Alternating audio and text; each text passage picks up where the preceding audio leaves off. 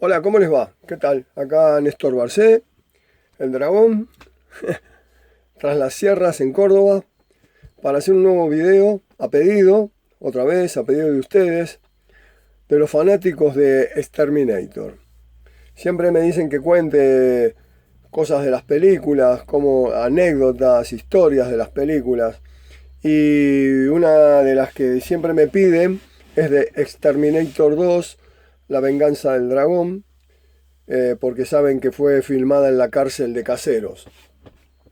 Siempre que me preguntan o me hacen algún reportaje, cuento que fue una experiencia bastante traumática. Uno, o sea, como hay dos puntos. Como experiencia de filmación, como actor en una película, filmar en una cárcel real es toda una experiencia, ¿no? O sea, no es lo mismo que trabajar en decorados. Y, y como persona, ¿no? Saliendo de la parte laboral, como persona, fue bastante terrorífico. Pero no solo para mí, sino para la mayoría del equipo que filmó. Éramos, éramos muchos, imagínense que entre los extras, los actores, el personal de grabación, los productores, entrábamos un contingente de mucha gente. Eh, Como les decía, grabar en una cárcel donde están los presos alojados no es muy grato, porque la cárcel de Caseros tenía una particularidad que era una cárcel de personas bastante peligrosas. Y desde sus comienzos siempre fue para en los principios fue para jóvenes, para chicos que había que encauzar en la vida, ¿no? Digámosle así, en la sociedad. Pero después, cuando hicieron los pabellones nuevos, las dos torres grandes, eran dos torres de 20 yo tengo 22 pisos. 22 pisos donde había 2096 calabozos. En cada calabozo había un preso, una persona detenida. A medida que el primer y el segundo piso eran para las autoridades y de ahí para arriba se iban alojando de acuerdo a la peligrosidad de los reclusos. O sea, cuanto más arriba se iba, más peligrosos eran los reclusos, ¿no? Y en el último piso estaban las celdas de castigo, que eran 140, que tenían 1,20 m de ancho y una puerta de metal donde quedaban ahí aislados, o sea, los calabozos de aislamiento. En los últimos pisos estaban las bandas peligrosas. O sea, a medida que uno iba subiendo, se iba poniendo cada vez más bravo el asunto. Tenía dos gimnasios, una capilla, un cine, eh, 16 patios, creo que eran 16 patios. O sea, era toda una ciudad. Las dos torres que después fueron demolidas. Bueno, cuando nosotros entrábamos a grabar, estuvimos varios días grabando. Cuando nosotros entrábamos a grabar, grabábamos en la parte antigua de la cárcel, no en estos pabellones, en estos dos edificios. Grabamos en la parte antigua. En la parte antigua había detenidos jóvenes, no eran personas mayores, eran todos más bien jóvenes y de no tanta peligrosidad. Como les digo, los más peligrosos estaban en las dos torres, y a medida que uno iba subiendo se iba poniendo bravo. Era como la película esta de Bruce Lee, Juego de la Muerte, que él va subiendo los pisos y se va enfrentando a distintos adversarios, y a medida que va subiendo son cada vez más peligrosos. Bueno, acá era una cosa así, pero no era ninguna película. Eh, en la cárcel se filmaron varias series en esa cárcel. En el 2012 filmó Tumberos. En el 2007 Pabellón 86 creo que era. Y en el 2016 El Marginal.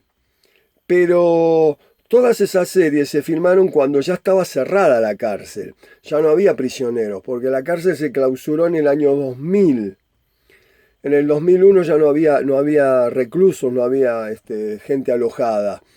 Así que todos estos artistas y extras que trabajaron en estas series que les nombré, ellos no vivieron lo que vivimos nosotros los de Terminator, los que fuimos a filmar con los presos ahí.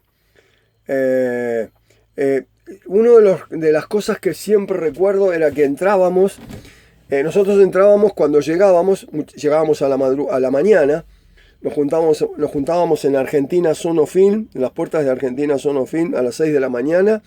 A las 7 ya teníamos que estar ya nos trasladaban, estábamos en la cárcel.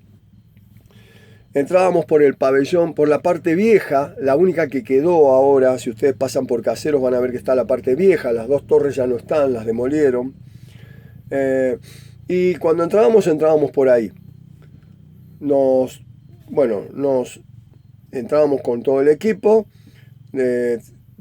nos tomaban el documento y automáticamente se empezaban a cerrar, yo siempre cuento, las rejas atrás de nosotros. Cada 10 o 12 metros que hacíamos había una reja. La abrían, pasábamos y se cerraba. Nosotros sentíamos el ruido de las rejas de hierro cuando se cerraban atrás de nosotros. Y a medida que íbamos pasando las rejas, cada vez era como que cada vez estábamos más, no asustados, pero preocupados. Porque recuerdo que una de las conversaciones que teníamos todos era, ¿qué pasa si acá hay un motín? Porque sabíamos que había habido motines en la cárcel. En el 84 había habido un motín muy grande que los reclusos se quejaban del maltrato, que los golpeaban y los trataban mal, los trataban prácticamente como animales. Y quemaron, no sé si era el cuarto o el quinto piso, y la cárcel quedó arruinada, realmente quedó arruinada. Y de ahí en más era como una, no sé, eran ruinas adentro. Es más, durante el incendio, cuando se dieron cuenta los reclusos que las paredes que dividían los pabellones eran de ladrillo hueco, empezaron a hacer huecos en las paredes para comunicarse entre pabellón y pabellón, cosa que estaba prohibida. O sea que a la noche hacían lo que querían. Nosotros sabíamos esto, porque nos habíamos interiorizado en el tema. Entonces una de las cosas que siempre nos cuestionábamos era, ¿qué pasa si un día, si estamos grabando y hay un motín y quedamos acá adentro encerrados con toda esta gente? Entonces, más allá de que uno va pasando las rejas y se van cerrando atrás de uno, y entonces automáticamente uno piensa, ¿cómo salgo de acá? Si esta gente no abre las puertas porque las cerraban con llave. Más allá de eso, ¿qué pasaba si hubiera habido un motín? ¿Cómo cuerno íbamos a salir de ahí adentro? Entonces, recuerdo que era el tema de casi todos cuando en algún momento dejábamos de grabar y nos juntábamos a hablar. Cuando terminaba la filmación y salíamos, por lo general era a las 7 de la tarde, era como volver a nacer. Era como realmente haber sido un prisionero en serio y salir y encontrarme con la libertad. Nos salíamos por la puerta que habíamos entrado y enfrente estaba la plaza que hay enfrente de la cárcel de ahí de Caseros. Y me recuerdo que muchos cruzábamos y era como respirar el aire libre, ¿no? Habíamos salido. Lo más tétrico fue cuando tuvimos que filmar una semana de noche, porque si ustedes miran la película, bueno, ya sabrán que cuando me liberan a mí, cuando atacan los ninjas para liberar al dragón, se hace de noche, ese escape del dragón de la cárcel es de noche. Y entonces tuvimos que filmar de noche en serio. Y eso fue lo peor, de noche era peor. O sea, entrar ahí de noche y filmar casi hasta la mañana. Fueron 2 o 3 días que estuvimos filmando y entrábamos a las 8 de la noche y salíamos a las 6, 7 de la mañana. Fue terrorífico. Y una de las cosas que nos pasaba era que todos empezamos a valorar más lo que teníamos. Cuando charlábamos, cuando salíamos y charlábamos un rato entre la gente que trabajaba en la película, todos coincidíamos en que habíamos empezado a valorar cosas que a lo mejor en el transcurso del día no le prestamos atención. Por ejemplo, yo era una persona que nunca tomaba mate. Siempre cuento que en mi casa, desde que yo tengo noción, en mi casa se tomaba 3 o 4 veces por día mate. Porque yo vivía desde muy chiquitito con mi mamá, mi papá y mi abuela materna.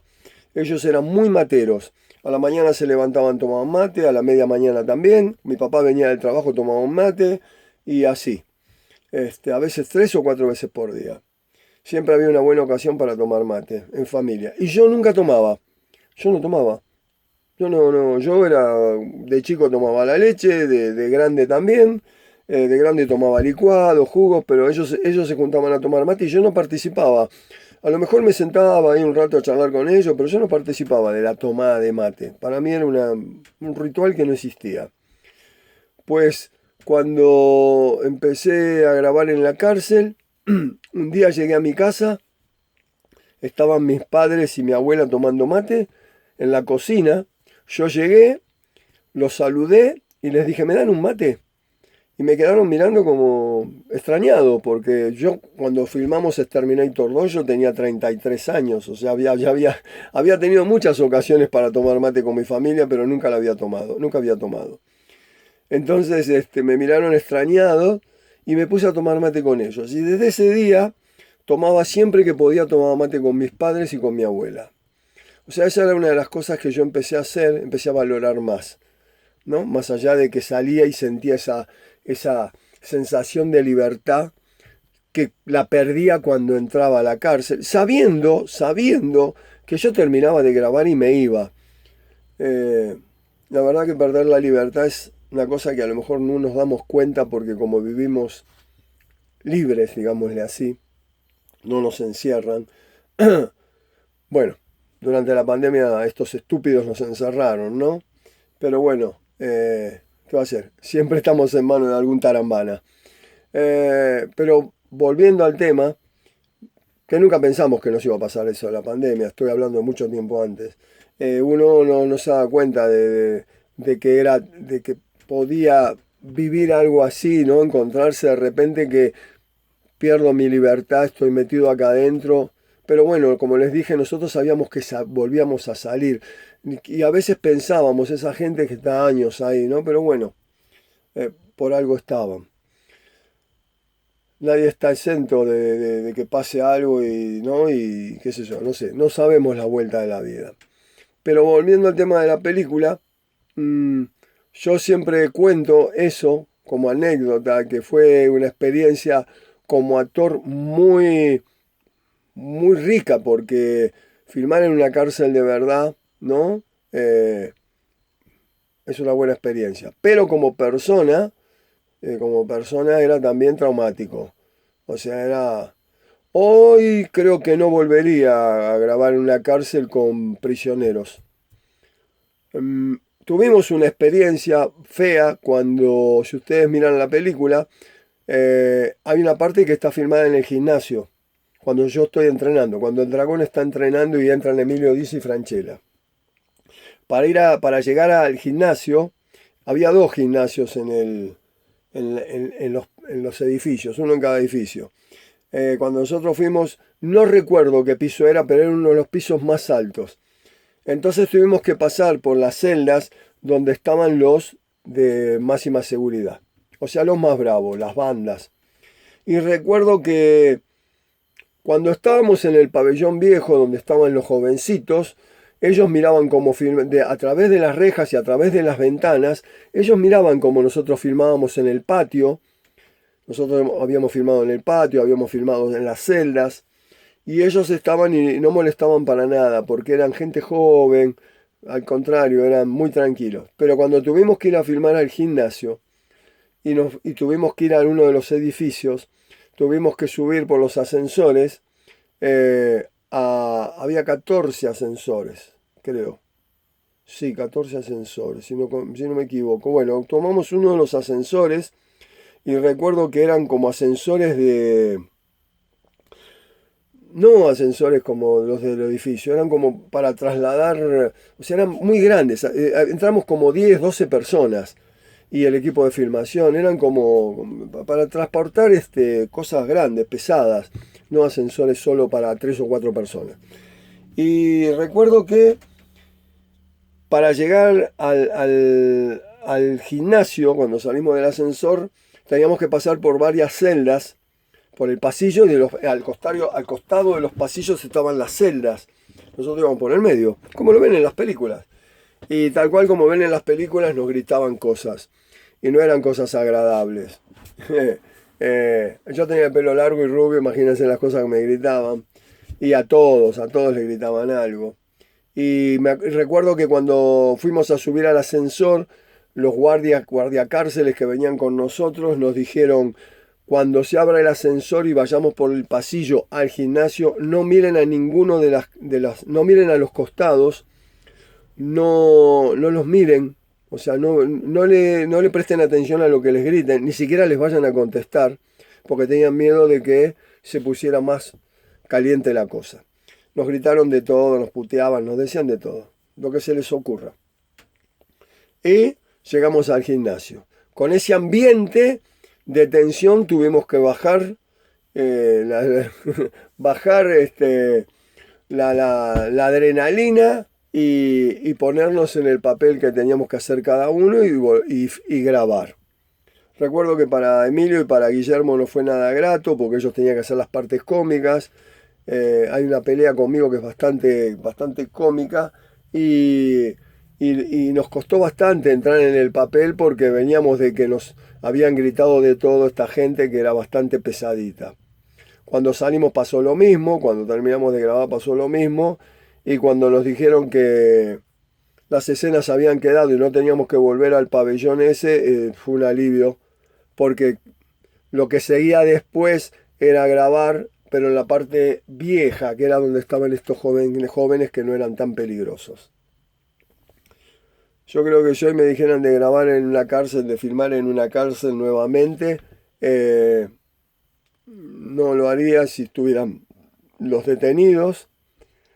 Y sí, como hicieron las series que vinieron después, que estaba la cárcel vacía, ya no había nadie. En la parte vieja, donde estaban estos jóvenes que les digo que no, que eran muy tranquilos, yo siempre cuento una anécdota que era que cuando entramos el primer día, cuando yo entré mi primer día a grabar en la cárcel y nos llevaban a través de estos pasillos, cuando entramos en la zona donde había los calabozos, los que estaban presos me gritaban Néstor, Néstor, Néstor y me saludaban. Y yo los saludaba. Entonces, recuerdo que se me acercó el director de la película, Carlos Galetini, y me dijo: ¿te puedo hacer una pregunta? Entonces le digo: sí. Me dice: ¿vos estuviste preso alguna vez? Entonces yo me río y le digo: no, en mi vida, la primera vez que entré a una cárcel, nunca entré a una comisaría tampoco. Me dice: ¿cómo es que te conocen? Le digo: qué sé yo. Entonces uno de los guardiacárceles que venía con nosotros nos dice: lo conocen porque acá tenemos una sala de cine y los llevamos los sábados y los domingos, les ponemos el programa de Sofovich. En esa época yo rompía las barras de hielo en el programa de Sofovich. Entonces dice que todos los presos les ponían el programa porque querían ver el programa de Sofovich cuando yo rompía las barras de hielo. Entonces cuando entraba yo a la cárcel y me identificaban, todos me saludaban. O sea que mis compañeros se pensaron que yo había estado preso porque Galetini, el director, porque como todos los presos me saludaban, lo primero que pensó que yo había estado preso, entonces me conocían. Fue la única parte cómica y linda de la cárcel porque después todo, como les cuento, era bastante tétrico. Cuando nos dijeron que ya no teníamos que filmar en la cárcel, que lo que respiramos todos, y todos coincidíamos en esto que les conté, todos contaban que hacían algo que no habían hecho, que valoraban algo que no habían valorado hasta ese momento. Lo recuerdo como así, como para contar anécdotas, ¿no? Y como experiencia de vida. O sea, ojalá nunca nadie de los que me escuchan y todo tenga que caer en un calabozo, porque lamentablemente no es nada grato perder la libertad. Y la cárcel de Caseros fue siempre una cárcel muy problemática. Siempre se trató mal a los prisioneros, siempre hubo conflictos, siempre hubo motines, hasta que al final, bueno, en el 2000 se decidió trasladar a todos los prisioneros, ¿no? Es más, cuando se creó la cárcel de Caseros, se publicitaba porque fue hecha fue hecha con todos los adelantos de ese momento. Se decía que era como una copia de Alcatraz, la emblemática cárcel de Estados Unidos, ¿no? La construcción era como la cárcel de Alcatraz. Adentro, los pasillos, todas las comodidades que tenía, porque tenía un montón de comodidades, que, por ejemplo, ustedes dirán, ¿qué comodidad dentro de una cárcel? Cada prisionero tenía su calabozo. Sabemos bien que en muchas cárceles, en un calabozo hay 4, 5, 6 y 10 personas. Bueno, acá no, acá cada prisionero tenía su calabozo, donde se veían uno a los otros las caras, o que podían conversar. O sea, en ese sentido, 2 gimnasios, bueno, todo lo que les dije, una capilla, un montón de cosas. Para hablar con sus abogados era como en las películas, ¿vieron? Cuando el abogado está de un lado del vidrio y el prisionero del otro. Bueno, esos vidrios eran blindados, era tal cual como lo ven en las películas. Tenía 2 subsuelos, que nunca supimos lo que había en los subsuelos. Me imagino que estarían las mazmorras, no sé. Pero bueno, y en el último piso, como les dije, los 140 calabozos de castigo, que eran de 1,20 m, con una puerta de metal que no se veía nada. No había luz, recuerdo que no había luz, no había ventanas, entonces no había luz, a tal punto que contaban que cuando trasladaban un prisionero de la cárcel de Caseros a otra cárcel, a la de Ezeiza o a otra cárcel, los prisioneros de la otra cárcel sabían de dónde venían los prisioneros, sabían de dónde eran, que eran de Caseros, porque iban pálidos, blancos y pálidos, porque no había luz solar. En las 2 torres no había luz solar. Los pocos ventanales, digámosle así, que había, eran como unos vidrios oscuros que no dejaban pasar la luz solar, un poquito de luz. Entonces, una de las particularidades de los prisioneros de Caseros era que eran blancos como el papel, estaban blancos, pálidos. O sea que era un lugar bastante lúgubre. Y ahí filmamos. Después vinieron las otras series que les conté y bueno, ellos tuvieron la suerte de que la cárcel ya estaba vacía, abandonada. Hoy solo queda la parte vieja, los edificios fueron demolidos y no sé qué habrá ahí porque es una picardía. Eso tendría que ser como un museo o algo, podrían hacer un museo o algo, aprovecharlo. Así que bueno, espero que les guste esta anécdota que les conté de Terminator 2, La venganza del dragón.